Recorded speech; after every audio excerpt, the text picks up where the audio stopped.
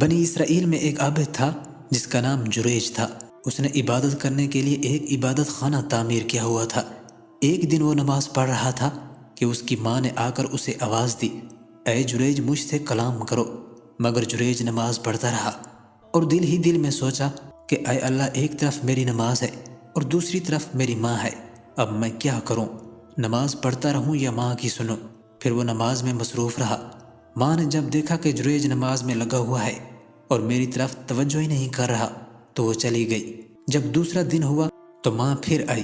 اتفاق سے دوسرے دن بھی جریج نماز پڑھ رہا تھا۔ یہ دیکھ کر ماں پھر واپس لوٹ گئی۔ تیسرے دن بھی جریج کو نماز پڑھتے ہوئے پایا تو ماں نے اسے آواز دے کر بلایا، مگر جریج نے توجہ نہ دی۔ جریج کی ماں ناراض ہو کر چلی گئی اور غصے میں آ کر بد دعا دی کہ اے جریج، تمہیں اس وقت تک موت نہ آئے جب تک تم کسی بدکار عورت کا منہ نہ دیکھ لو۔ ماں کی دعا قبول ہو گئی اور اس کی تکمیل یوں ہوئی کہ ایک دن جریج عبادت میں مصروف تھا کہ ان کی قوم میں سے ایک بدکار عورت اس کے پاس آئی اور کہنے لگی کہ میرے ساتھ بدکاری کرو، مگر اس نے انکار کر دیا۔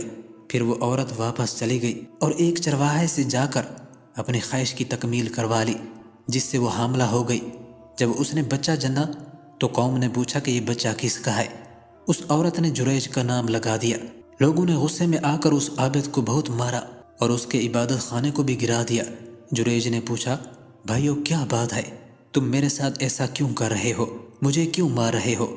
انہوں نے کہا کہ تم نے اس عورت کے ساتھ بدفعلی کی ہے اور اس نے بچہ جنا ہے۔ جریج نے کہا کہ اس بچے کو میرے پاس لاؤ۔ لوگ اس بچے کو لے کر جریج کے پاس آ گئے۔ جریج نے اللہ سے دعا کی اور پھر اس نے بچے کے پیٹ کو ہاتھ سے ٹھونکا اور پوچھا، یا غلام، اے بچے تیرا باپ کون ہے؟ اللہ نے اس بچے کو قوت گویائی بخشی اور پھر وہ بولا کہ میرا باپ فلاں بکریوں کا چرواہا ہے۔ جریج کی یہ کرامت دیکھ کر لوگ بہت شرمندہ ہوئے اور اس سے معافی مانگی۔ پھر دریافت کیا کہ اب بتاؤ کہ تمہارا عبادت خانہ سونے کا یا چاندی کا بنائے؟ اس نے کہا کہ نہیں، بس مٹی کا رہنے دو۔ اس واقعے سے میں یہ سبق ملتا ہے کہ والدین کے ساتھ حسن سلوک کرنا چاہیے اور ان کی بد دعا سے ہمیشہ بچنا چاہیے۔